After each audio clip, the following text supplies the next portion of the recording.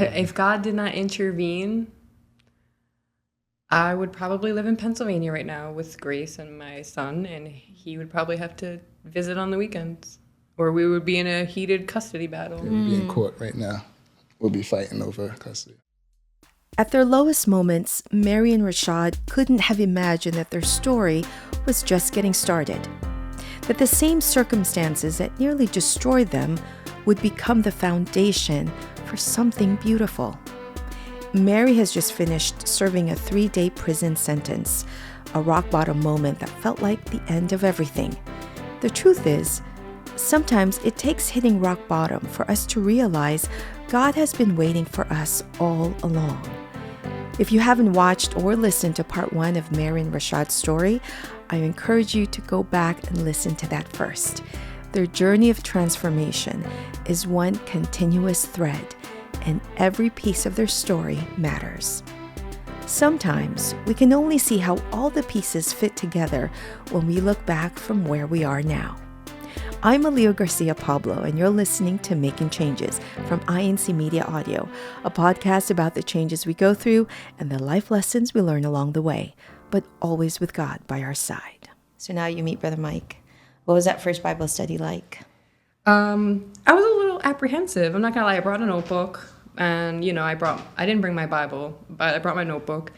And when he was like, "We're gonna pray," and the way you pray in the Catholic Church is not the same. Yes. So it's repetitious prayer. Yeah, he just got up and he was like, "Father God," and I was like, I went to make the sign of the cross, and he's like, "Oh, I forgot to tell you, Sister Mary, like we don't do the sign." Do the cross. And I was like, "Okay." I was like, "All right." So I waited, and he prayed, and I heard his prayer, which is not like any other prayer I've ever heard in my entire life, ever. Which was what? What was his prayer? It was a prayer from his heart for my Bible study, for God to enlighten my mind and my heart, and that I could receive the truth. And I've never had a prayer like that in my entire life. What'd that feel like? Strange. It felt strange because I was like, I can't believe this man right here has this many feelings. And he just met you. And he just met me. And I just saw all his feelings about God. Wow. About how he wants me to join it. And he displayed his feelings. My dad never cried in front of us, never got emotional, never, "I love you." I don't think I can recall a single time my dad ever told me that. Yeah. So to see this man care for your soul. Yeah, it was different. It wasn't just some man in the pulpit telling me a story about something a priest went through in the priesthood. It was like an intentional prayer. The prayer had intentions. So from your experiences in other churches, a Catholic church, would you say that you just didn't know this existed? I did not know this existed. It was always say 20 Hail Marys and 5 Our Fathers, and you're like, okay. So now she's doing Bible studies. So by this time, you're done with your Bible studies, and you're just awaiting baptism. Yep. Yeah. And so she's doing Bible studies, and so you meet Brother Mike. Tell me about the first time you go into a worship service. Oh, well, in Catholicism, you sit wherever you please. Right. You can sit in the back, which is what I always did. I always tried to sit in the back. But this one, you go in and they have the men on the left and the women on the right, which was off-putting to me because I'm like, why can't I sit near my husband, But we're not there to sit near our husbands. We're not there to chit-chat and grab his hand and hold him and snuggle him because God's words are really making us feel good. That's not why we're there. But in Catholicism, they're there. You're just there. So there, when I got there, it was kind of off-putting, but I did it. I sat, with my daughter on the women's side, and it was different. And then hearing the opening prayer, different. You walk in and there's no There's idols. nothing. What were you thinking? There's statues. not a single statue. There's not a single rosary bead. There's nothing in sight, which was kind of like, what is this? Because I'm so used to the huge pictures of the Stations of the Cross, of Jesus being beat, and he's being beat in every single picture, and you're waiting to see the Jesus picture, and you're like, Yeah, there's none. there's no bloody Jesus picture here. Odd, And then the worship service, and it's not his opinion. He's not like, oh, well, I went down here, and my brother did this, and this is how we correlate with 1 Peter 12 or whatever, It's just, it was straight to the point. It was straight from the Bible. Read literally from many different Bibles, opened up and quoted directly from the verse. It wasn't like, oh, I think I know it off the top of my head. It wasn't like, let me give you my interpretation of what this means. It was just strictly word for word, God's word. And it's the same lesson throughout the world. It's the same. Awesome. I love that I can, because I know some of the brethren in the Philippines, we talk, you know, so if I have a question or we want to chat about it, we can just message each other. It'll be the same lesson. No other church does that. I love it. So now, you know, you meet Brother Mike, you go to worship service, but at which point did you realize I'm willing to do the same commitment that Rashad did? By the third Bible study lesson, I only remember it was number 3 because I was like, there's 28, like, that's a lot. Yeah. And then I was like, I knew I was only on number 3. I still had a lot to go. But by number 3, something resonated. Stories like Mary and Rashad's are exactly why Making Changes exists. To share real moments, real changes, not just the highlight reel. So if you're finding value in these honest conversations about change, growth, and faith, make sure you're subscribed to Making Changes on Spotify or wherever you listen to podcasts. New episodes drop every week, and each one is designed to meet you wherever you are in your own journey. Now, back to Mary and Rashad. What was it about the third lesson? I don't know what it was about the third lesson. I'm not sure. I'm not sure what it was. But by the third lesson, I said, let's get this going.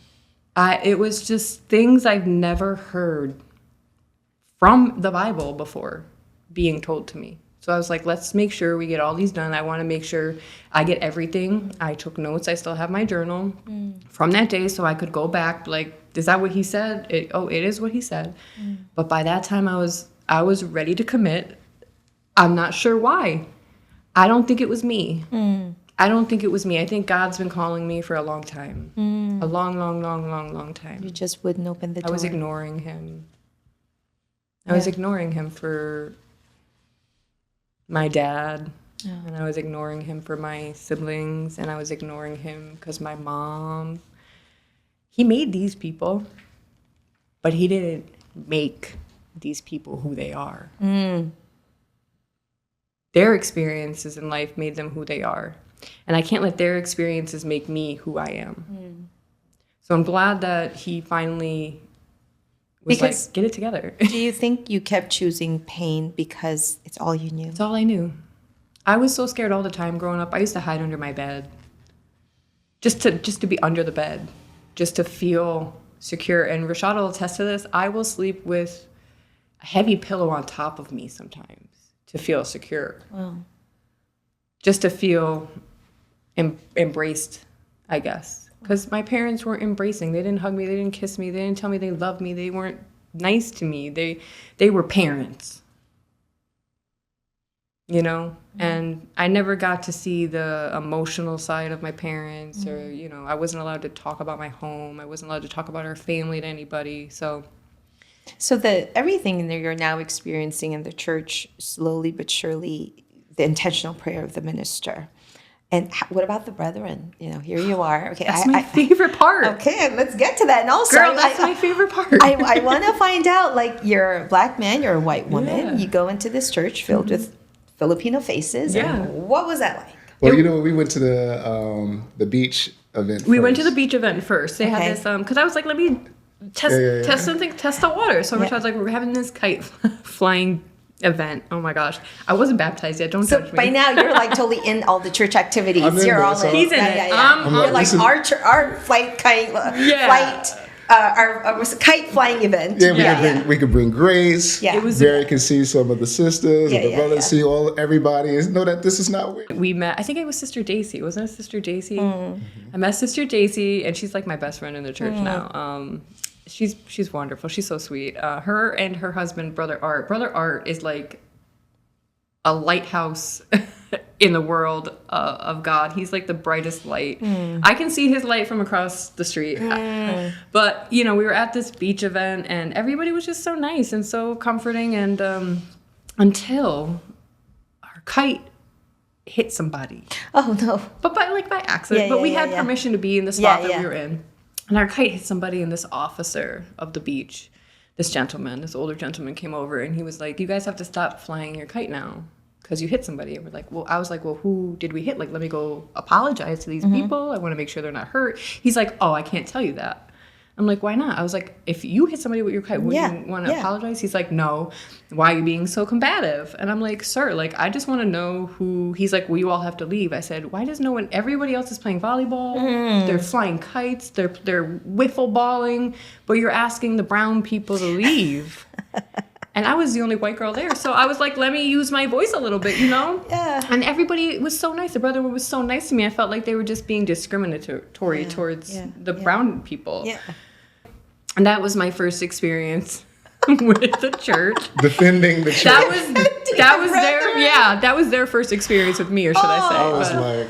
I was in the world. Other than the kite flying incident, you grew up lacking feeling love. Mm-hmm. And now you find a new church family.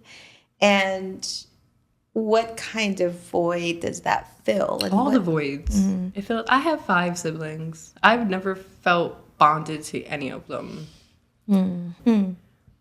So when I came to the church and everyone's like, oh, hi, Sister Mary, Sister Mary, Sister Mary. I'm like, oh, they call me Sister Mary here. Like, and I'm ate to the little girls, you know. I'm ate to the little girls and the little boys. And everyone's, oh, you're so tall, auntie, you're so beautiful, you're so nice, you're so pleasant, you're so this, tell me your story. Yeah. You know, they all wanted to know about me.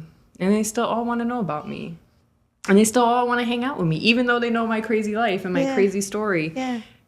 They just appreciate my story and how I got to be in the church. Yeah. And now we're all brethren and brothers and sisters. So, we could depend on one another. So fast forward to your baptism day. I know, Rashad, you've been baptized before because you've been to so many churches. Mm-hmm. Who got baptized first? You first? Okay. Yeah. But let's go back to when you said the minister, Brother Alex, said, look, you can't keep living together before you get baptized. So how did we fix that? How did we? It was, again, prayer, just like, let's see this relationship repaired and seeing God work and we were getting closer. Like we were becoming friends again. Mending. It was really nice. And, we went on, I had proposed to her previously, I gave him his ring back. And then, I was just like. This is before the church. Yeah. And it was just, and what she spoke about, that grudge, and, that grudge was very alive. And I was trying to fight this grudge. And I'm like, I'm listening to gospel music. I'm doing all the right things. I'm paying the bills. I'm taking care of the kids. I'm doing what I got to do. She's not forgiving me. This is not working. And I don't know if I can do this. Yeah. I know what I did was wrong. And I'm like, I got to, figure something out. But now that I'm trying to do right, she doesn't want to combine with me. Like, what do you do in that situation? And definitely don't make any excuses or justify anything that, we all do wrong things. But one thing is that forgiveness that God gives, because in my mind at that time when I was talking to Brother Alex, I'm like, Dad, God forgave me for a lot of things. And he still loves me. Should I have this expectation for the person I'm with? That's kind of hard, no? Like, they got to be like God. Yeah. I can't expect her to be God, but I know that we're supposed to try to be like him. And I'm like, if she's not willing to forgive me and forget, just like God throws all of our sins in the sea of forgetfulness, then I do have to move on. Marriage is full of those moments where you're asking yourself, should I push this or just let it go? There's a faith and family blog that really digs into this idea. It's called Marriage, Knowing When to Give and When to Take. It talks about finding better ways to communicate, picking your battles, and learning how to compromise. Not because your spouse earned it, but because you love them and you see them as a blessing from God. If this sounds like a topic that could help you right now in your marriage, check out the blog on incmedia.org. It's called Marriage, Knowing When to Give and When to Take. Or look for the link on our show notes. But it just was the total opposite, and we had a conversation. She was like, I'm letting go of my resentment for you, and it was one of those arguments where she had to come back like, you know what, I'm being a little too aggressive, which I got to apologize and let this go. If we're going to give each other a chance, we had that chance. The ring came back out and proposed In Punta Cana. in Dominican Republic. You know, it was my birthday, and my niece shares the same birthday, so all our family was there, and it was just a great. That's nice. And I planned it right before my baptism. I was like, you know, we're gonna get married. We're gonna do this thing right. I've done this before. It's really not about the wedding. It's really about, you know, doing what God put together, and so we can be okay, and our kids and our family and everybody that's seen us fall. See us get back up, and it was a great experience altogether. So you got married before your baptism. Yeah. Yep. January 8th, we got married, in January 30th. I think 30th. I got baptized. You really did time it well. Yeah, it was just it was there. It was there, and it was I like was in, what was it, October. I was in prison in October, so November I started Bible study, December. So like 2 months of God's word. He was heavy on the word, you know. He put it in there. So Your heart was ready. I was ready. How did you know, though, Mary, that Rashad's been to so many churches? How did you know this phase wasn't going to be a phase? Like, this is it for him, considering it wasn't about him at this point. It wasn't about me, and it was just about God at that point. It had nothing to do with Rashad. I didn't go because of Rashad, because for months I said, don't invite me. I'm never going. Stop talking to me. I was rude. I said, please don't ask me to go again. I know someone's probably asking you to ask me to go. Tell them no. You know, I was very rude about it. I said, tell whoever is, no, not coming. So I was very rude about it. So it wasn't about Rashad, and it wasn't about me. But how did you know that this church was different? Like, was he exuding something different, that it wasn't just another church, that he was going to kind of in a few months' time, you know, move on to another church? He was continually going. He didn't stop. He wasn't complaining about it. He wasn't complaining about the lesson. He wasn't complaining about what he was hearing. He wasn't hearing contradictions. Unlike the other churches he'd been to. Or he wasn't hearing a feel-good message. He wasn't feeling do-it-yourself. You know, it's the Bible he heard. That's what he heard. So fast forward to your baptism day. Now you're married. Now you're taking another, you know, you made a change. You married the mother of your child. Now it's this commitment to God. How was your baptism in the Iglesia in Cristo different from the other two baptisms you had had? Just more understanding, you know. It just wasn't going off of just the feelings of it all, you know.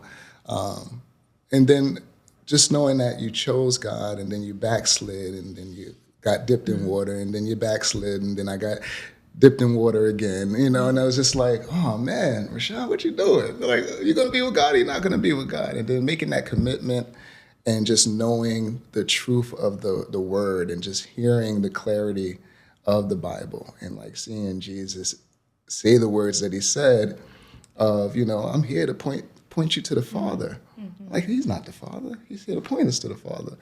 But it was just like, why didn't I read it like that before? And I was just believing things, and just like, you know, just making up my own understanding, but having this understanding of being baptized and, you know, giving God that commitment, because he's so committed to me.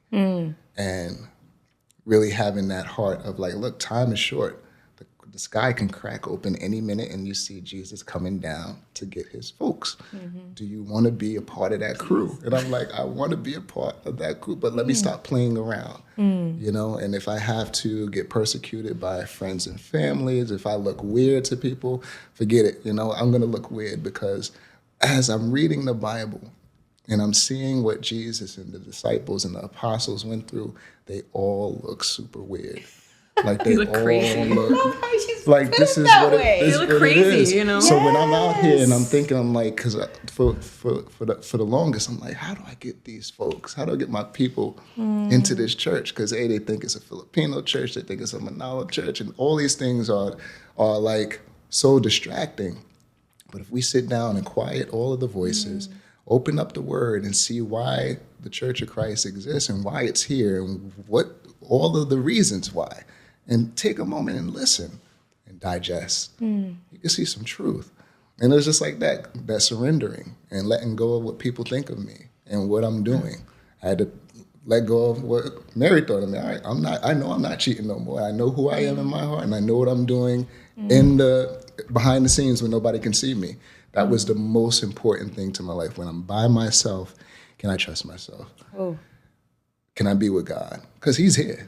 Why am I going to disrespect him because nobody else is around? Like, yeah, I don't want to cheat on Mary anymore. I don't want to hurt my son, or I don't want to hurt my daughter, or I don't want to hurt my mom and dad and things like that. But when I'm by myself, am I making a decision that's okay with him? Because why sin and hurt God? And he didn't do anything to me. Because he knows he doesn't want me to do that thing in the darkness. Don't do that. You by yourself. Just be with me. Why don't you read a scripture or something, or pray, or give somebody some food. Go help that homeless person out. Nobody can see you right now. Yeah. Are you truly this person? Because I was presenting myself, not just presenting myself, because that's who I wanted to be. Wanted to be good to the people. Wanted to be good to my loved ones and friends and strangers and everything like that. And just smiley Rashad. That's who I wanted to be and who I am. Fake it till you make it. Yeah, and it's like, but I don't want to fake it. You are so focused on pleasing everyone else that you were forgetting to please that you cannot hide anything from the Father. I hide nothing from him. And I'm like, if I could trust you and tell you all of this, God, and reading that verse in Peter, like, to cast your cares onto the Father, for he cares for you. And you matter to him. He wants me to do that. And I'm like, all right, here, change me. You can have it. And this baptism and this change, I just want it to stick, and it makes sense to me. And all the things that were said, I want everybody out there to experience the same thing, because you can say it till you're blue in the face, but you got to experience it yourself. Who was the Rashad that came out of that baptismal water? Just a vessel, a servant, somebody that, a conduit, something that, that God can use. I don't want to label myself anymore. And I know I had to go through some hard things. I had to, do all the things I used to do with my family. I can't do anymore. I know they're going to look at me differently. So my goal was like, all right, I don't want to be separated from them. I'm going to stay connected, but I'm not going to be one of those super religious. Oh no, I can't do. I did, just like I said. I want to be that light, but I don't want to push people away. I don't want to burn them with that light. I want to make sure that they can see, I was there too. And just because I'm here now, where I used to be was where you're at, I'm not over here looking at you like, you ain't in the Church of Christ. That's not right. You're not judging. I'm not judging them. I want to be able to, I came out of that water, willing and ready just to be used in the most unique way, struggles and good time, to make sure that, the word is coming out there. And the truth is. And it's not easy, but that's who I am now.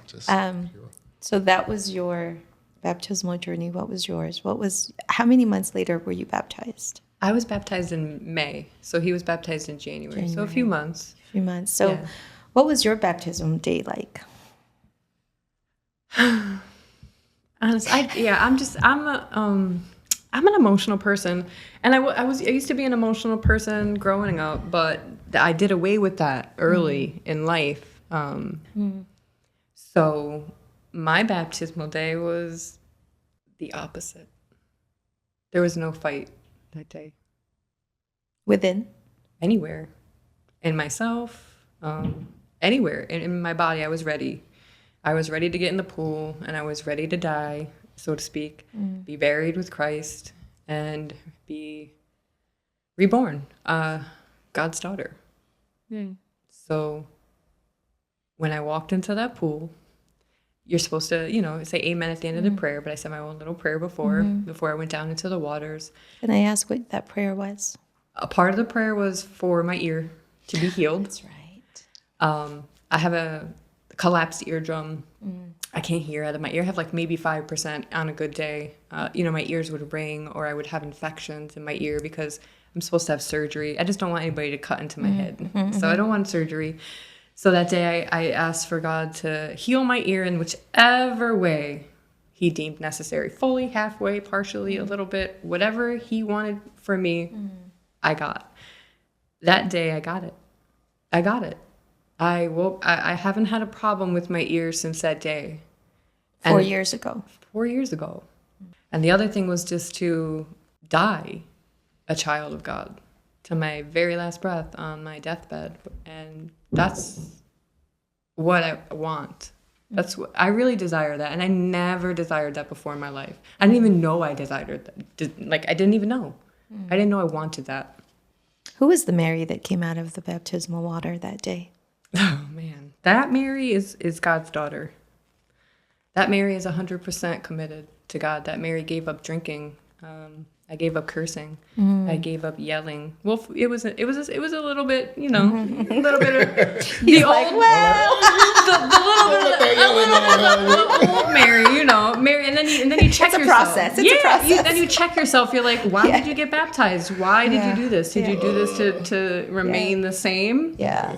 No, you don't do it to remain the same. So, I mean, I'm not argumentative, but I'm well educated on things I'd like to speak about. So, if you want to argue with me, that's cool. Yeah, but I'm no longer going to maybe call you a name in between our argument or a curse word, or, I'm no longer going to belittle you to make you feel like I'm smarter than you and I know what I'm talking about. Would it be accurate to say that the Mary that came out of that baptismal water let go of the pain?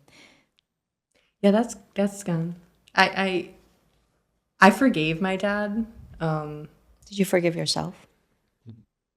That took longer. And it makes me want to cry now because I could have passed all that on to my kids. Yeah. I could have passed the hitting and the abuse down to my children, but I think I had the parents I had to learn how not to be. And I think sometimes going through the hard trials and tribulations teach you who you don't want to be. But so many marriages, I mean, we're in America, right? Yeah. 50% of marriages just end in divorce, and they just change spouses like changing furniture. What is it like to have a marriage where you're not just trying to please each other, you're not just trying to make each other happy, but there's someone else that is the priority of who you're trying to make happy? And again, going back to the exhaustion, right? Yeah. I think a lot of marriages end because I'm like, I did everything for you. We met halfway. But what is a true Christian marriage like? I know my question is really long, but what does that feel like in a marriage to know, like, it's not just us here that's trying to make this work? I mean, it's the way it should be, where, if he created marriage, there's got to be a way for it to work. And accepting that everything is not going to be perfect, but in those imperfect times, we can call on the Father. And in the perfect times, we can call on the Father to be grateful and to know that the goal is the holy city. I think it boils down to just that, because I was reading Paul's passage about marriage, and he's like, look, I got permission from the Father to say this. And he was never married. Yeah, he was, when he said that he chose to be single. Yeah, but Paul was like, I wish y'all were like me. Like, but no problem. It's better to marry than to burn. I don't think everybody could, and he was just very real with it. And Paul was just saying, hey, and as you read that chapter, at the end of the chapter, he was like, husbands, it's hard I see you guys, you're concerned about pleasing your wife. Wives, you're concerned about pleasing your husband, but those that are virgins and single, your goal is to please God. And the ultimate message that I know Paul was trying to say is, like, even though you're married, don't forget your goal is to win this race. Because, Paul was always having those parables about running and, athletics and things of those natures. But know that your goal is to make it to heaven. And now that you're married, don't forget that goal, because that's going to shape everything that you do, which is loving each other and taking care of each other. When you look at who you are before and how you used to resolve conflicts, to who you are today as a couple, what is the biggest change in your relationship? The volume of the arguments. The volume. Like loud or the amount? Very loud. Oh, I mean, it could be both. It could be both. They were very loud arguments. Very long arguments. Very drawn out arguments. How do you resolve conflicts and arguments now, like you had before the booklet night? You called a minister, but this is my go-to. Honestly, sometimes we might still be in a little tiff come worship day, and then we'll go to worship service, and then we feel different. We might feel different afterwards. We might hold hands, hug and like, hey, I'm sorry, But after the worship service, or sometimes I will just throw on an incmedia.org video and I'll listen to it, and it'll be like, why are you acting like this, Mary? It's like kind of disciplining yourself with God, like if you're in an argument, maybe you should listen to something about hope or marriage or, something like that to try to get through it. Like maybe your feelings are valid, but you don't have to feel them as intensely, or you don't have to feel it. You could just give it to God and forgive your spouse. Like the saying, don't make permanent decisions based on temporary feelings, Exactly. right? Yeah. That's true. So when you think about, well, I want to know what are your prayers like together? We have family prayer at 7 p.m. every day. Rashad's normally the leader of it. Sometimes we make the kids do it. Grace's prayers are so cute. Rashad prays individually for each one of us during the family prayer. Hayden needs help at work or help with his attitude in the house or, being a 19-year-old. Yes. Grace needs help with maybe listening to her parents, or maybe Rashad knows that I'm struggling with my parents, their deaths.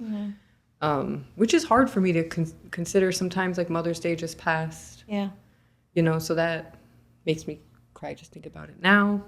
You lost your mom as well? Both of them, yeah. At the same, like how far? A few apart? months. Yeah. Few Same months here. apart from each Yeah. other. And the Sorry to hear situations weren't that. very ideal. We weren't the closest. So when my dad passed away, I thought I would have a chance with my mom to be like mother-daughter, because I really never got that.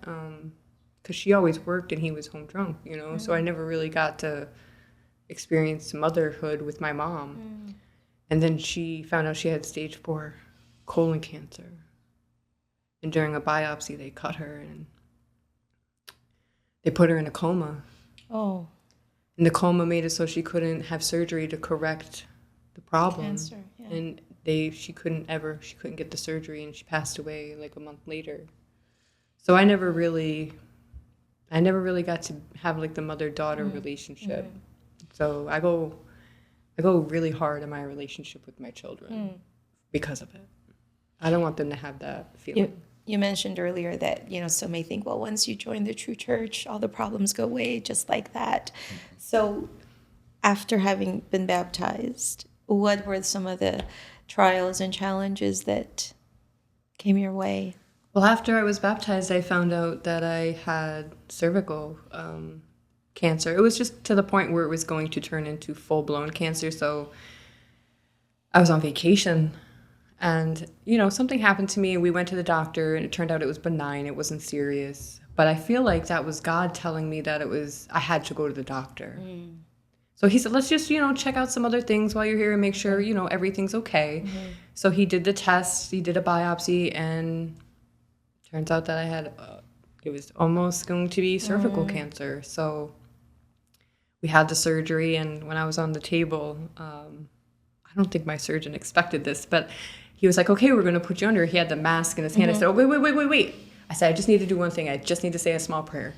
And he said, oh, okay, take as long as you need. I said, I don't need that much time. I said, dear God, I trust you completely. Do what you need to do. Amen. In Jesus' name. And that was it. And then they put the mask on me. And I'm all better. I trusted God fully on that day. Whether or not, whether it was was my time to go, or whether it was my time to stay, or whether something happened, or whatever happened. What do you think is a difference now that obviously just because we're in the true church that challenges will still come, right? So how do you guys think that the way you deal with challenges, how has that changed versus before? Well, it's the worship service. Everybody's encouraged to come a little early to have personal prayer in the seats, and I really value that time. Coming early and sitting down and just being completely raw with God. Like, look, this is what I'm going through. Like this is what it is. This is you hear the choir singing from time to time before the service starts, but I try to teach this to my son, like, because the kind of waits around until the service starts. But having that time because, what I've learned, even with trying to get Mary into the church, like I can't tell anybody anything to make them to do anything that I feel is beneficial for them. Even though I know it's the right thing, I got to let that part go of me. Like I want to inspire so much. I want to talk and get you in there. But let me just talk with the Father. And sitting there and laying it all out is so beneficial. Just like Mary said, sometimes we'll go to a worship service and we'll be okay after, because I feel like that personal prayer, he hears it, because he's sitting there waiting for you to come to service, to give you this encouragement and give you the guidance that you need and give you the power and strength you need to fight the temptations of the world and the issues that are going to come at you tomorrow or today or after church service. Those scriptures are real. Like, sometimes you sow seed on thorny ground, but if you really have good soil and if you really want to listen, and I'm intense, I want to hear everything that's being said. I want to. We take notes. Like I want to be with God for real. I don't want to miss this thing, and I don't want to mislead anybody, because I know I had that experience of trying all these churches out, and no one is going to take me seriously because I went to everywhere, and they see me fail everywhere. Yeah. But this one is not failing. So it's not. It's not, and it's just prayer. The short and long answer is prayer. That prayer life. It works. It's true. Because you have to have access. Yeah. If you don't have access to God, he's not hearing you, because sin cuts us off from God. So you need Jesus. If you don't have Jesus, you can't. He's going to mediate you. Yeah, you can't. He's not going to hear you. You mentioned earlier, Rashad, that when it came to Mary, you just, you weren't going to burn her with your light. You were just going to let God do his God thing. There are couples who may be on different spiritual wavelengths, right? And that's a challenge in regular life, right? Because, okay, you want to pray, but maybe the other one doesn't believe as much into the power of prayer. What would your advice be to couples who, she went from being in prison to who LOS she is now. Officer, and now I you're will LOS officer. I will be a deaconess. You're going to be a deaconess. In August, I will be a deaconess. I need to be the closest to God that I can possibly be. And I think that's the highest I can go. So how does that happen? Like, what would your advice be to couples who are struggling on a spiritual level? They're both members of the church. They do all of the things they're supposed to go to worship service. But on a deeper, intimate level with God, how did they get to where you guys are? Pray together. Yeah. I think that was the best advice Brother Alex gave to us, and even Brother Lowell, Brother Mike. Family prayer or marital prayer. All the administration, And we weren't in the church when we got married, but, learning that all of the couples in the church, before they got married, they go through the marriage seminars. Yeah. And the biggest thing is, having that devotional prayer. We can get away from it. Look, I guess my advice would be, I know your life's a bit busy. I know you have work, you have kids, you have things to do, you got bills to pay. Sometimes you're not getting paid enough. The tariffs is out here. We gotta, we gotta do. That's another podcast. There's so many different things going on, Yeah. and your life can be so like this. Fast. And a lot of times you forget each other, But if you're in prayer, and I owe this to God, and when I was praying one morning, I could feel like, because I could see Mary kind of just off in her own world. And I came home one day and last week I said, listen, I want to love you better. I want to give you some more attention. I think I could feel that we need a rejuvenation. And I want to just tell you how I feel. I want us to always have that spark, but I know it has to come in a pure sense from God. So it's just really being honest with your feelings. I don't know what everybody's issues are, but that devotional prayer, knowing that that's there, and making if you can, the time, incorporate that thing. Pray. And if you're finding yourself, like, maybe when I first started going to church, I would leave immediately right after. I'd go in, do my thing, leave. I said, why do you feel this way? Why do you want to leave? Why don't you want to? Why are you in a rush to leave? Why am I in a rush? So I said, gotta do something about that. So I took an LOS office. I still sort of felt that way, but I kept going. I said, okay, that feeling's gone. I said, I feel like I can do more. I took another LOS office. So now I'm an LOS secretary. So, I sign in the baptismal candidates. And I said, okay, all right, I feel God more. I feel it more. I feel my bind with, I feel like the closer we get to God, The less time we have for nonsense. Ooh, say that again for the people on the back. The more time we give to God, the less time we have for nonsense. So now I'm going to take all of my nonsense out and replace it with being a deaconess. So I'll have to fill all my nonsense time with deaconess things. Maybe hitting up the brethren like, hey, church this weekend, activity this weekend. Let's make sure you come to the Bible study. So I don't have the frivolous activities, the nothingness. You know, the void is filled. Yes. I'm not looking to fill the void because it's already filled. You know, for those of us who are born and raised in the church, my You were dad's a born? minister. Yes, my dad's a minister. So I grew up as a PK. But, you know, what I love about interviewing people and, you know, telling stories like yours is it really is a reset for us who, you know, life in the church, life in service to God, it's all we've known. And sometimes, sadly, we're human, right? Sometimes it's easy to take it for granted because we didn't experience what you guys may have experienced. How can we make sure that we collectively don't take this faith, this membership of ours for granted? Because with how busy and crazy life is, that's easy to. You just have to take a look at the world. So true. Look at the world outside the church. Look how confused everybody is. Look how sad everybody is. Look how selfish everybody can be. You can understand why God didn't want Adam and Eve to eat of that tree. I see everybody arguing right now, like, and I'm not online, but I come home, Mary is watching something with somebody's at some college, and they're talking about you should be Charlie Kirk, I watched supportive Charlie of this, and I sit back and I'm like, dang, I see why you didn't want them to eat that fruit, because knowing all this stuff is detrimental to the human race. Like, we don't know what to, and that's why the work of propagation is. It's you got to develop a callus for it. Like, you can't give up because it's hard.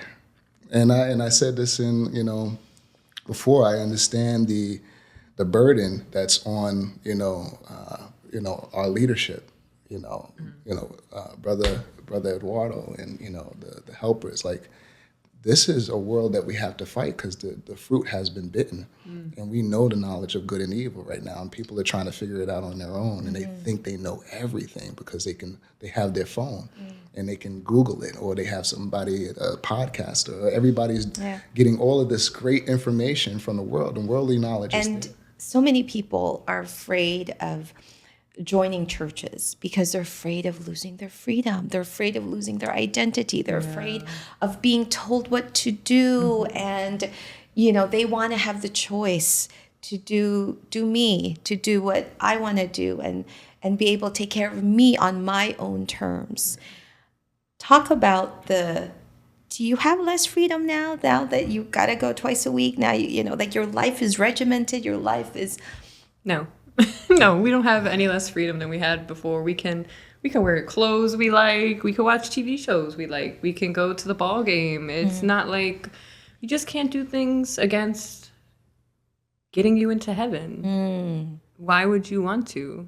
Why would you want to bring debauchery to heaven? Why would you want to bring sexually immoral sins to heaven? Why would you want to bring gluttony there? If you don't want to bring that to heaven, you have to check yourself here. You have to get rid of it here. But once the change doesn't happen, how can he forgive you? You have to do the change part. And God's commands are not burdensome. They're for your benefit. They're to help you, to keep you healthy, to keep you strong, to keep you walking in the faith, to keep you on the road to heaven. There's only one way to get there. To know that you made a decision to be with God and to live that life, that's what is going to dictate what happens with you.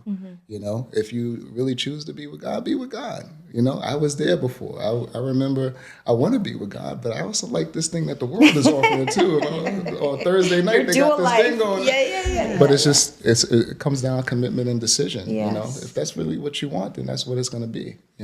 God's a full-time commitment. Yeah. You mentioned parenting your teenager. You have 2 kids. Now being in the church, how do you think that has changed the way you parent? Well, we would have threatened to kick my son out a long time ago. Oh, yeah.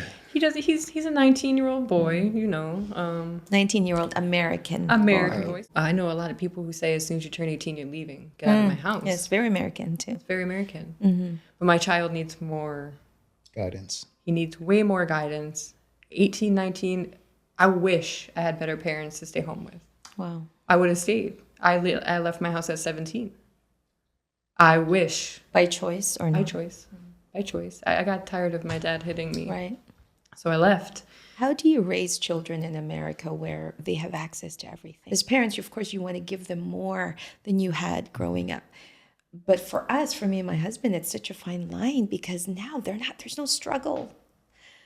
They don't have to work for much. When my kids got jobs, I said, you guys are paying for your own car insurance. Yeah. You're paying for your toll. I'm going to take it out of your bed. Because we wanted struggle, right? Because struggle builds character. Struggle brings you closer to God. But without struggle, there's no resilience. Without struggle, there's no grit. Correct. You don't know how to process and get through things when something does happen. Yes. Because everything has been made so comfortable for you. We let Hayden make his own decisions for the past about year, and he's now living in the natural repercussions of his own decisions. He doesn't enjoy them. So I think sometimes you have to let your child make their own decision, guide them, be there for them when they mess up. Don't degrade them. Right? I would say, the world is here. It's not going anywhere. And I think it's important. That's why the worship service is important, because we talk about not having the time. If I have to go to church twice a week, that's not a bad thing. You need to be in a place where if you really know what the scripture says, God is honest. He's like, look, you're going to have some hard times. Yes. And he put the story in there about the prodigal son too. And don't think that we didn't share that with our teenager too. Like, listen, go do what you want to do. Trust me. But when you come back, When I always read that story, it was always just thinking about the son. But I never thought about the parents. And when you see that... The parents of the prodigal son. How they felt. You could read the story like, yo, this kid is not nice. You want to take... I don't want to wait for you to die. Take all your Give money. me my inheritance so I can go to the club. Yeah. I need to go throw some dice. I need to go see some women. I need to go... and he lost in the world. Yeah. And if him up. If people are making a true decision to follow God and his son, Jesus Christ, and hear his word and take it in and apply it, you'll take this story and say, listen, as a parent, when he came back, his father had open arms. He ran to him. Yes. Put the finest clothes on him. Put without some jewelry judgment. on him. Do a party for him. And it's like, am I that type of parent? Because when my son was messing up, and again, this is and I'm going to keep it real with you. This is not a son from my body. This is my stepson. Right. He's my son for real now. But you have that like, listen, you don't have to stay here. You don't want to be here. You don't need to be here. But knowing that I'm following God and what he wants me to do, I'm like, Jesus had this parable for a reason. It wasn't just for the rebellious kids. It was for parenting to have some compassion and have some real love for them, because that's how the Father loves you. Oof. You are out there. You know the word. Yes, Rashad, you grew up in Methodist and you went to the Baptist church and you was non-denominational and you was spiritual and you went through all the things. But if you know this story and you know that I forgave you and you got baptized and you have a new life, you better give that same grace and mercy to your son and your daughter. The Bible says, forgive 7 times 7 times 7 times 7 times 7. I'm like, just forgive. Yes. But it's just giving them that raw life too, because I was hard on Hayden, and look, I love you, Hayden.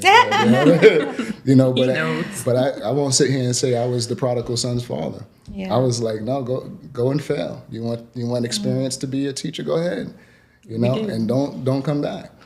But it was that's also, and I was like, don't do that. That's also a worldly concept. Let experience be your teacher, right? But that's not the case. Experience it. Go mess up. And that's what he said. He said, I want to make my own mistakes. I said, if you could not make a mistake, I would prefer that. Like, imagine. Because some mistakes come with very detrimental consequences. Prison comes with some consequences, and it carries. It's still affecting me now. I still have to still get my license back. I'm in the process still. So your driver's license? Yeah, they suspended my driver's license years later. Yeah, so it's a big It's affected me taking my daughter to activities or driving her to church or getting a job. It's affected my life for years now. Yes. And if I just listened Right. in the first place. My dad used to always say, you don't need to taste poison to know it's poison. You know? But the poison tasted so good. It did.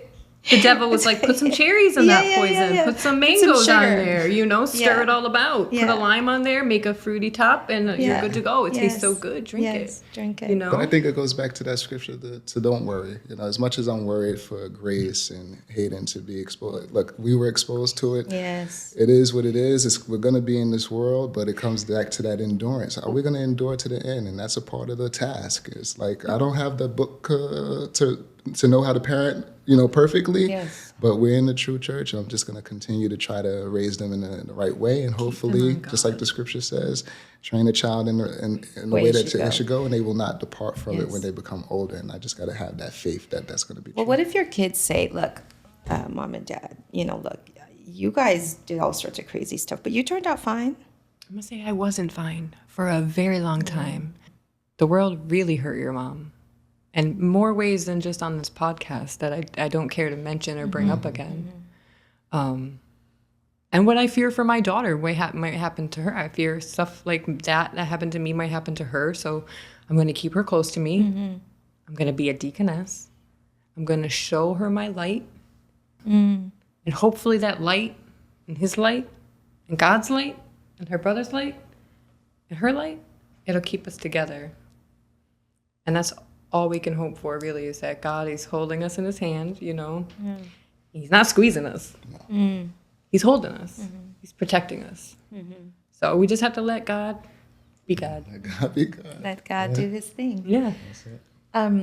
You kind of briefly touched on, you know, you said, Rashad, like, you know what? If people don't think I'm going to be weird, let them think I'm weird, because Christ also struggled, right? So you can't have a last name like Christmas and say we don't celebrate Christmas. I can't be Merry Christmas. You cannot be Merry Christmas. I mean, it's just not celebrate. It's so. How was that first Christmas like that you didn't celebrate Christmas? Merry Christmas. I loved it because honestly, every Christmas, my parents had 6 children. I always felt so awful on Christmas. I'm like, they have to buy us all presents, 6 children, and we all have to get the same amount. I felt like it was a huge struggle and a huge burden on my parents, like financially. 6 kids, my mom's working, my dad's not. It's like, and you have to buy us all presents. And we never, ever talked about Jesus on Christmas. Never. It was about the presents. About the presents. We never talked about the manger and Jesus being born, or which he wasn't even born on you Christmas know Day. He wasn't. We don't know when he was born, and that's fine. You know that we don't know. I don't think we're supposed to know, because then we make holidays out of things. You know. So it was a relief for you then. Yeah. Not having to celebrate Christmas. I didn't really. I mean, I liked giving my kids presents, but they get presents all the time anyway. Yes. You know, we never talked. Even when me and Rashad celebrated, we never talked about Jesus on Christmas. And maybe their present is your presence. Yeah. You know? Right? And it's just tradition, you know. And growing up with the last name Christmas, it was really, you know, my mom was always, you know, activist, and, you know, we were always marching for something. We're always trying to, you know, we didn't grow up with everything. And she didn't, our Christmases weren't like presents all over the place. It was just, you know, we did have church, you know, but at the same time, that first Christmas for me, it was, I wouldn't call it a relief. It was just like an understanding. And then it's now dealing with my family. It's harder on and the other people. Not coming out and not celebrating with different things. But it's like, I just had to endure. I had to push through it. We had some hard conversations, you know. No presents. Because again, my whole thing with me is that, you know, my family sees me trying to be closer to God in so many different ways. And they see me go to a new church, and they see me do different things. Like in that other church, I was doing things that, you know, they weren't used to, and it made me look weird. I had the same thing, like I'm looking like an oddball, but that ended up being a cult. So now I have this. So you were in a cult. Yeah, that's what it was. But all those things that the church made me do, it was like I needed to be free from that, and then to come into a place where there's order in God, and I could just see this was just a plan of the devil, just to make things look so messy. So when you get to the truth, it's like you're the kid that cried wolf. It's like, Oh, again. There's no wolf Another coming. one, yeah. You always crying wolf, Yeah, Rashad. yeah. You always in a new church and all this other stuff. I'm not listening to you this time. And that's what I was dealing with at that time. Like, I got to tell them I can't come to Christmas. They're going to look at me, oh, you in another cult. And I was just like, just tell them we ain't coming to Christmas. I You don't know? care. And then that's another battle. Mary didn't grow up the way I did. Yeah. So it's just you like, had two it's different always experiences with the Yes. holidays. so many different challenges. But again, it goes back to, hey, you know what? I'm going to endure. I'm going to pray about this. I'm going to let it flow the way it's going to flow. But I'm trying not to be too hard on anybody. We're going to have these discussions. They're going to argue with me and talk about Kwanzaa. We're going to talk about different Easter and all this stuff. Kwanzaa, right, is another holiday. Another holiday. You know, we weren't always into it, but it's just like I had to step back and say, you know, me and my sister had a little argument about it. And I didn't want to disrespect the things that she wanted to do. And I was like, listen, this is just what I've learned. And I don't have no disrespect for our ancestors, because for me to be a dark-skinned black man in America and being as successful as I am and having the things that I have is only because of the people that paved the way here in America. I have to have patience and love for my family just to get a chance to open up the scriptures and say, this is the reason why I'm not doing Kwanzaa. And this is the reason why I'm not doing Christmas. It had nothing to do with you. I love you. We can still hang out. We can still do things together. But I just want to respectfully decline. And I want to respectfully sit down and really show you why it is. And I want to tell you, I'm not in the cult. But I don't want to be so defensive and try to defend myself all the time. But I need to make sure that I show love. So again, like, that light doesn't burn them. Like, I don't want to deter them from coming to the true church, because it took me almost a decade to get to this church. So it wasn't like just like that. So I'm not going to expect the same thing From them. From you. Yeah. Aside from patience and understanding, what would your advice be to those who, just like you, who are now trying to explain to their families, like, look, this is my life now, this is my belief system? I think it's still that patience and just inviting them to a Bible study or something, you know, and just praying for wisdom. You know, when you can see that Solomon asked for wisdom and that God will give it to you willingly, you know, God can help you with that. And we were having that conversation the other day. I just said, I'm just curious, when God sees somebody that's in the church and is crying out to them, and he just they want to be with him, and it's not in the true church, you know. I want to see. I'm curious as how God, you know, goes about that. You know, Mary's like, that's us. You know, He's going to use us. So it's one somebody in the church, and I'm like, it's very true. You know, it's very true. It just, you never know how God is going to reach somebody, but I got to make sure that I'm not out here beating people down, where I'm representing. I don't want people to not come to this church, because I can see the detractors. I can see things that, and I don't want to always talk about that too. And I think as, you know, members of the Church of Christ, we don't need to be so defensive, because remember the scriptures, everybody. Vengeance is the Lord's. So we don't have to. It's not our fight to. It's not our battle to fight. And God adds to the church daily, you know. So if we can just invite, be as kind as you can, don't engage in that conversation, and just say, listen, you know, there's a lot more people in the church smarter than me, like our ministers. We have Bible studies almost every day. Invite them out and just keep inviting. Send them a little video or whatever the case may be, but just use your wisdom and know what that person is used to, so you can invite them in that way. Kite flying event, go to the beach, or we're having Bowling flag. Be creative. You know, we have flag football happening next week, or, you know, try to be a real person. You know, even coming here to this podcast and hearing the stories from the crew behind the cameras. You know, all these years of traveling and doing different you know, videos and different experiences for the people of this world, and showing what the Church of Christ is all about. That exists, and if people can see that part, because hearing the joy in the crews, you know, in their stories of reminiscing, of flying, remember we were over here, or remember this, and that's the experience that God wants for all of us, you know. You know, your friend Bert never gave up on you. You know, he invited you for many years, never gave up on you. And so how do you deal with rejection when people say, no, Rashad, it's not for me? I remember just that. Like, you know, Bert was constant, but he was constant with, he was a friend. He was a friend. And it's something I still got, I said it this year, I said, I want to be sincere this year. You know, my background is sales, So I could be very salesy Yes, at times, you know, and sometimes it doesn't come off authentic. And sometimes I'll start, you know, I'll be real, you know, I invited somebody to church maybe a month ago, and the first thing I talked about was Jesus wasn't God. It was the wrong approach. It was the wrong approach. You're wrong. You know what I mean? You focus on the differences versus your commonalities. Yeah, it's just like, listen, don't be so like, look, this is what I got wrong. Like, I can't believe this. It's just like, no. Yeah. Really, this person already loves God. Yeah. So the person is already trying to get closer to God. Yeah. Just invite them and let them read that word. Let them, you know, let's stop telling people they're wrong. Let's stop telling people you in the wrong church, you in the wrong place. And even though it's true, it's got to be a better way for us to reach people. And the way Bert reached me, he didn't tell me I was wrong. He said, yo, bro, just listen. Just come listen. Trust me. If you just listen. And I did. And the conversations that we had over the years were never arguments. And when I get rejected, I have to remind myself, because I'm not perfect. I got to kind of recalibrate, reset, show them love. I got to show love. I got to have that, you know, Rashad, like, hey, come on, let's chill.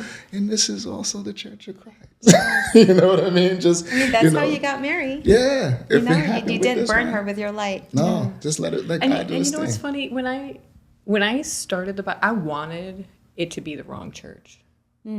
I wanted to go back to partying. I wanted to go back because this took time and effort and work. And you weren't ready for I was ready, but my brain, my old self was still like, no. Because that's what you were used to. My body and my brain were like, this isn't what we're doing. We're supposed to go drinking. We're supposed to forget. On that note, and I'm glad you brought that up, because there's a lot of people who are introduced to the church. They're like, you know, it's true. Yeah, Christ isn't God. Oh, yeah, it's right there. But it's the fear of change, yes, right? Commitment. That's holding them back. I don't want to change my life. I don't want to change my ways. So no thanks. Why shouldn't fear of change hold us back from the truth, from embracing the truth? You're going to change no matter what, right? Every day we change. Something changes us every day. Why not change for the better? If you can grab something good, because God's the only thing that's good, you don't want to grab it, grab it and hold it. Hold it tight. Never let it go. Die with it. Clutch it. Take it with you to the grave. Be resurrected with it. Because I keep telling you, I keep getting goosebumps, and I do, because God makes me so happy, and I never thought I'd be able to say that.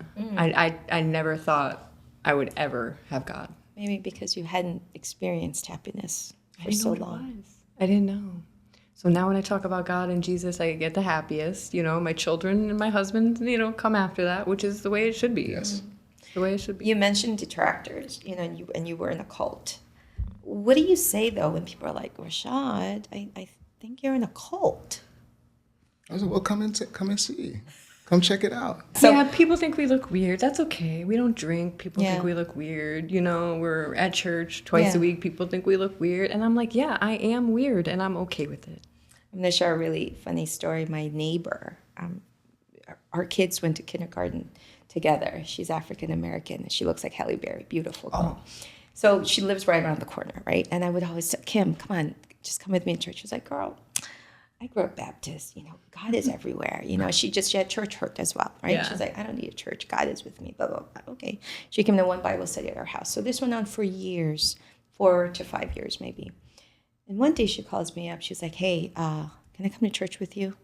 I'm what? Like tomorrow? She goes, yeah, tomorrow. I'm like, yeah.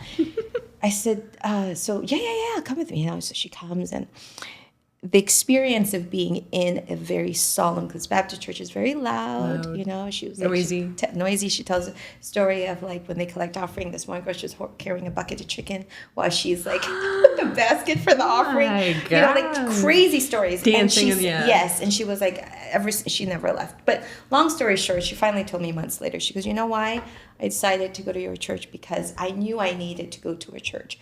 But every time we had parties, you and Jason were my only Christian friends who never drank.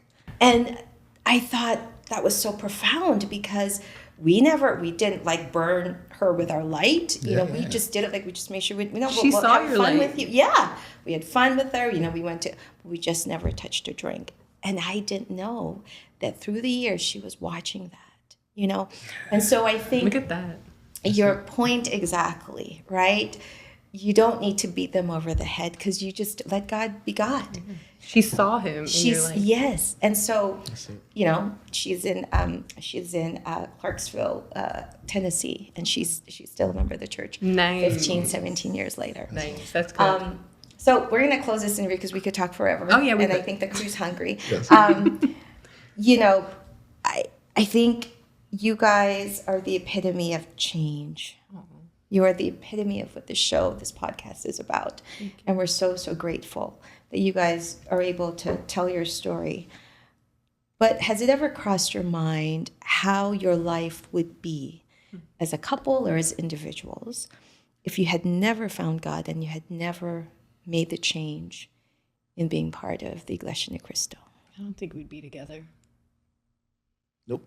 I don't think we would be together. So true.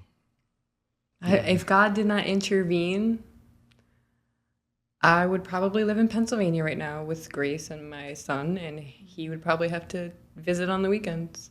Or we would be in a heated custody battle. Yeah, we'd be in court right now.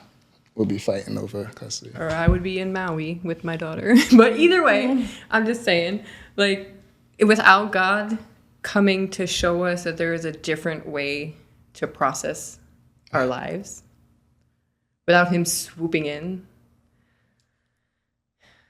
No, it's you true. would have been with somebody else. Yeah, I think I would have, I think it's true. It's like not just the relationship part, but my whole life would have just been a rerun.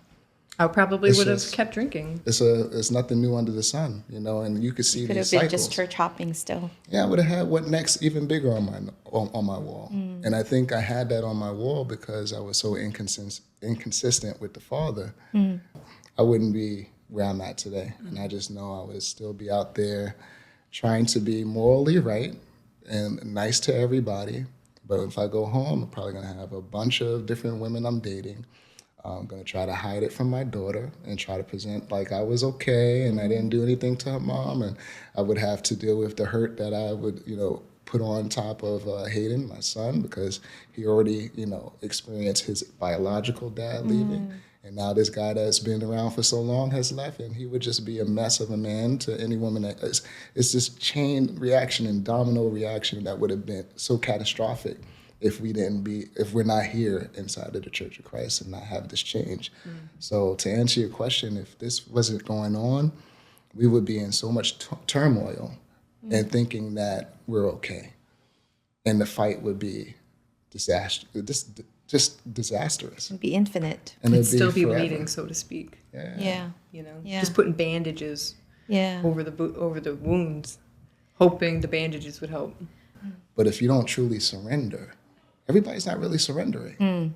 And that's why your friend was experiencing those things where, I experienced the same thing. All of my Christian friends are still in the club or trying to cheat on their spouse or trying to do different things. And it's like, but I still love God. Like, God knows my heart. And I'm like, why would you want to depend on your heart? God says the heart is wicked. Deceitful. But again, we know these lying things. to you. But they don't know. Or they've read it and didn't really let it attach to them. And Or I their can't judge pastor them. told them it meant something Yeah, I else. can't attack them or judge them about that. It just comes down to that full surrender. If you think of a cop with a gun in front of your face, your hands are up. You can have everything. Yeah. A robber in front of you, give me your wallet. You could take it all. But if we throw that in the love sense, like, look, take it all. I don't want this no more. I really want to see what you created me. What do you have for me? I'm not going to intervene anymore. I'm not going to intervene and put my own goals in front of what you said. If you truly said in the scripture, I have plans for you to prosper, what does that look like? If I have, what is a good Plans relationship? not to hurt you, but plans for a bright future. And if you want the best, you should worship God. Worship God. Let 'em put it Worship God together. opens doors. That's my All the biggest thing. doors. If I could say anything to anyone is I truly always wanted to experience what God really has for me without me. I'm always putting my 2 cents in. Let him change you. Yeah. Let him change it. Let him work in you. Yeah. It's better than what you could ever do. Better than what I could ever do. But it sounds like you both have just given up trying to control your lives. Yep. But for a lot of people, giving up control is so frightening. Yeah. It is. It's like letting go of the wheel at 80 miles an hour. Yeah. But do you trust God?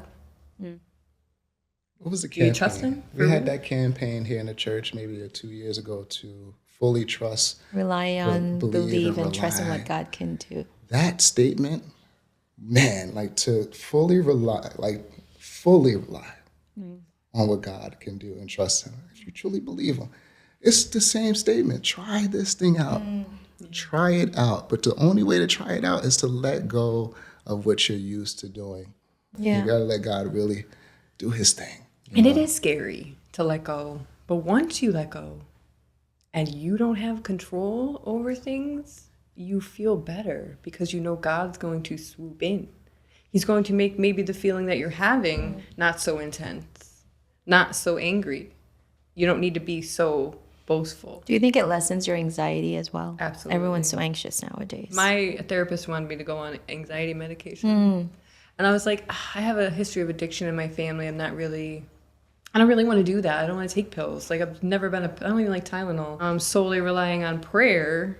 Yeah. And some of my prayers might be like, oh, please help me. I really need help right now. I don't know what I'm feeling. I don't know how to feel. I don't know why I feel this way. But if you could not take the feeling away, get me through it. the feeling. It's not take it away. Because how am I going to process it next time? Don't take it. Walk me through it. We live in a society, though, where it's always about pain relief. Yep. Right? Everybody just wants to numb the pain. Just relieve me of the pain. But you're saying that you need the pain. Need it. Why? You need it to learn.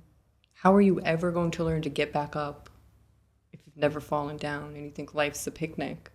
What happens when the picnic stops and the rain starts? You don't know to grab your umbrella? You don't know to run to the car? You don't know what's going on? You don't know how to react. It's big. You know, and God's there to guide you, like, oh, maybe stand under here. Maybe go over there.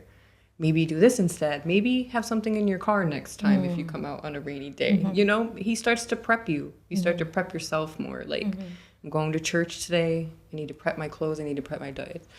He's there. He's reminding you. Little taps. Taps, yeah. Little- Whispers. Yeah, you know.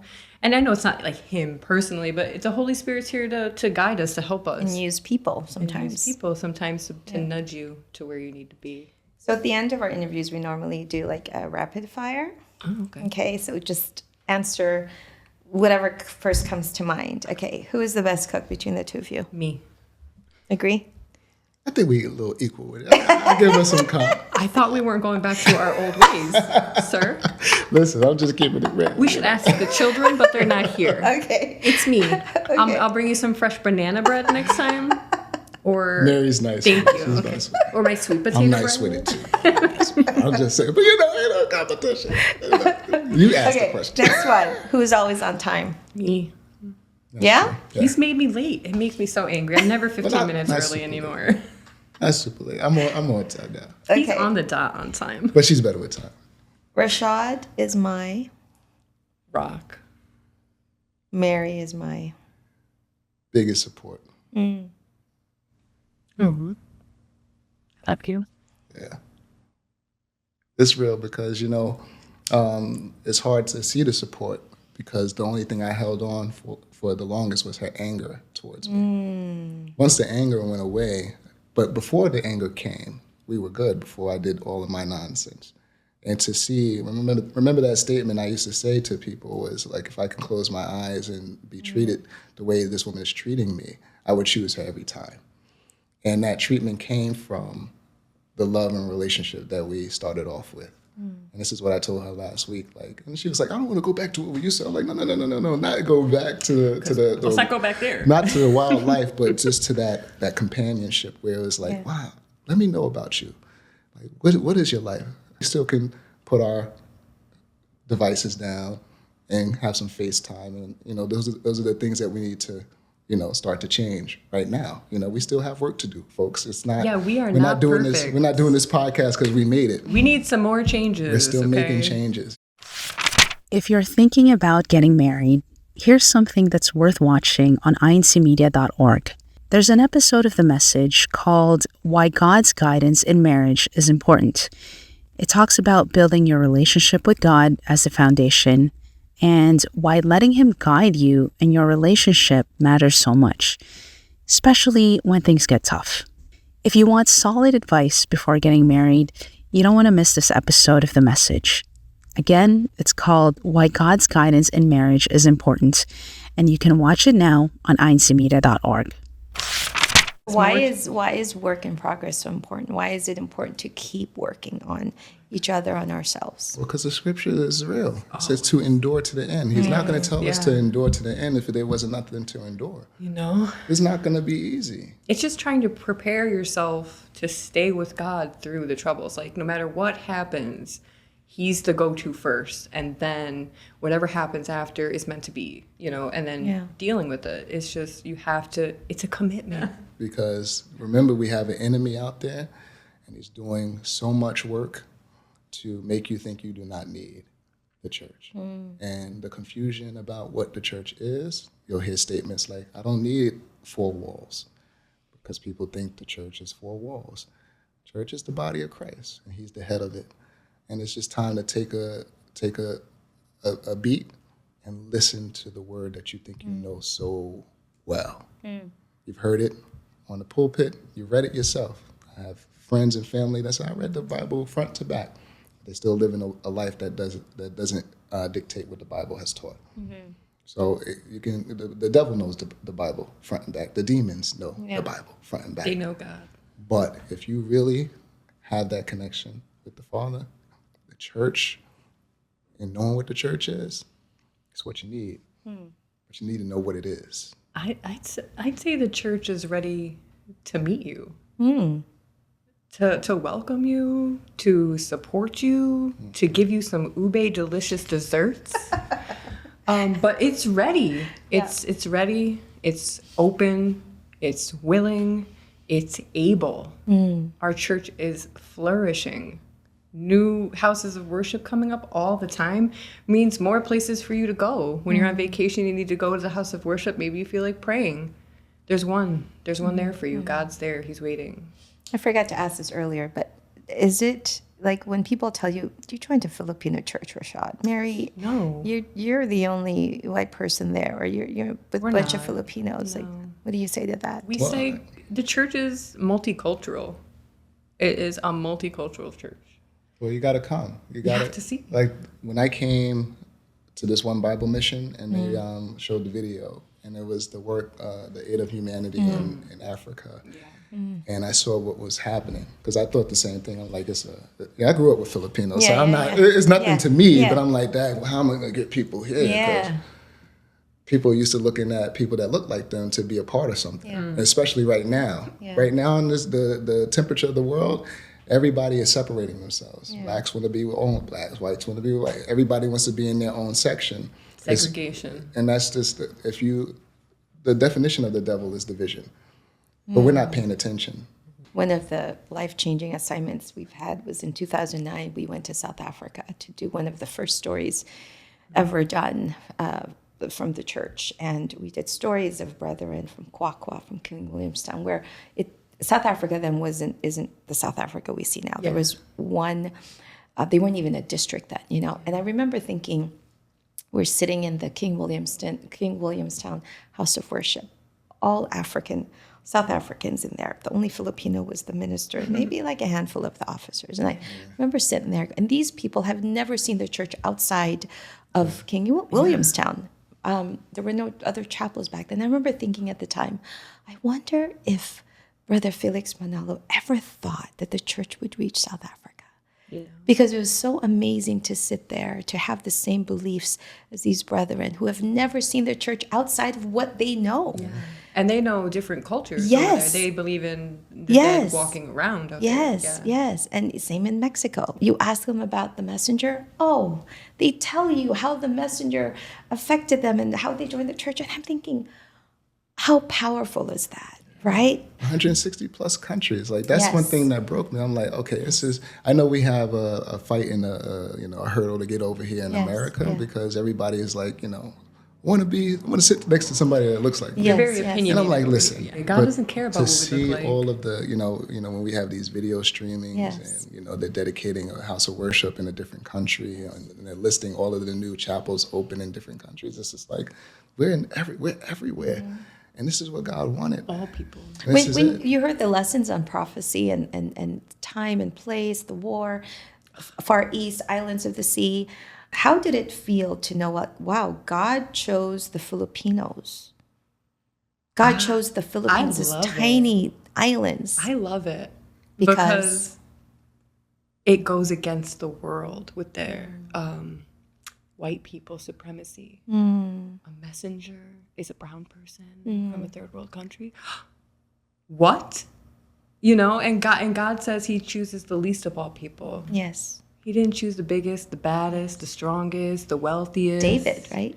David was the runt of his siblings. It's all Yeah. in the Bible. So, that has to account for something Yeah. to reach something from a third world country with not, say, the access that America would have to Yes. things and then Yes. spread to the whole world. We're the only Christian religion that started from the East I love and it. went to the West, right? Everyone goes from the West and they missionize Yes. the poor people in Because third we're in world charge, countries. right? Yes. We're in charge over here. So Yes. that was impressive to me when I read it. That was one of my favorite things about the prophecy about Brother Felix Waimanalo. I love that. I loved his movie. I was able to connect with Brother Felix because I went to the Methodist. Yes. I went to the Like Brother Pentecostal. Felix, right? I was like, Seventh-day man, I was doing Adventist, yeah. all of that. I said, oh, bro, I can see Same you. faith walk, right? At first, I'm like, oh, no. You know what were I mean? just as much of a seeker as he was. And And I'm God sure- didn't label him a Filipino. No. He didn't label him a brown-skinned man. He said, the man that executes My my counsel. counsel. it. God has no form. So for us to be focused on something so petty is so strange to me. But that's Because the we're not world. even going to have That's this. the world. We're not even going to have this Yeah. in heaven. Yeah. We're not going to have these bodies. Yeah. It's not going to matter whether we came from the Philippines, we're brown, white, or have a disability or not. It's not. It doesn't matter. I think Brother Felix Manalo has, to me, the best underdog story, right? Second grade education level, didn't have all the PhDs, doctorates in theology and all this stuff, right? But look at the church now from one man. You can't refute that. Yeah. You can't refute that God did his thing Yeah. with the last messenger. He said he would. And it just comes down to it. It's like, give yourself the opportunity to hear what's going on, but see where your life can go once you accept. The goal is to get to the holy city. I'm sure if Brother Felix was here today, he would tell everybody, forget about me. Just hear what God put in place. Know that this is the true church. He said there's going to be rumors of wars. This thing got registered on the day that happened. I can't make this up. Yeah. Can't make it up. There was no and internet. been written. There was no internet. There was no no blog. internet. You know the Day. story too is he put in the paperwork before. Yeah. But the stamp, the registration ended up being on July 27th. It's not like he went in there. I remember, asking, Don't get me started on that because the retractors say things about that too. Yes, I'm like, well, yes. registration takes time. Yes. And they're like, well, Felix is the founder of the church. I said, just because Google says it. Yes. Google can be wrong. Wikipedia, yes. I'm yes, like, and then, yes. but if you go on our website, it says Jesus Christ founded the Is church. the founder, So maybe we yes. should go on the Yes. INC meetings. Yes. But that's the thing. There's no coincidences, right? Yeah. Only God's will. All right, that was supposed to be rapid fire, but Sorry. I went off to another question. We are chatting. Okay, last is, change is what to you? Rashad? Inevitable. Change is inevitable. I'm sorry, I took your spot. No, go ahead. Change is inevitable. We change every day. You might as well change for the good. You might as well change for the better. You want things to get worse? Nobody wants that. So you might as well just change for the good. Do it today. Today, right now. All right, Rashad, changes. It's absolutely inevitable, but definitely needed. Change is needed just because we believe so many different things. And again, I'm so grateful that we have the truth. The truth is here, and true change is not going to come until you let go of your ego, let go of your pride. A lot of people don't want to be wrong. It's something that I always dealt with. Like I couldn't imagine that I was ever wrong. I can't believe I'm wrong. No, I was wrong. And it's okay to be wrong because that's where change can really come in. You let go of the things that you think are solidly, which is opinion. That's a fact. Your opinion is not fact. Know that it's opinion, recognize it, and open that door to allow yourself to change and really get that truth. Yeah. Well, it was a pleasure talking to you both. Pleasure being asked questions. And you guys are just like, you're dropping sound bites left and right. And this is going to be so fun to edit. But truly, I just want to thank you both, because I really believe that your stories together as individuals and as a couple will truly help so many couples, so many families, and just so many people who are lost. And thank you for bringing so much light into the Making Changes podcast, but also the light in people's lives all over the world that you may never get to meet, Thank you. but will be lives that will be touched because of your courage and bravery to share how God has worked in your life. So thank you, and blessings to you guys. Thanks for having us. Thank you. You know what strikes me most about Mary and Rashad's story? It's that God didn't wait for them to clean up their act first. He met them right in the middle of their mess and showed them the way out. And it wasn't some overnight miracle. It was messy. It was work. And it was choosing God even when their hearts could have chosen an easier way out. But through all of that messiness, their story shows us what's possible when we let go of the brokenness and surrender completely to God. But through all of that mess, their story shows us what's possible when we let go of the brokenness and surrender completely to God.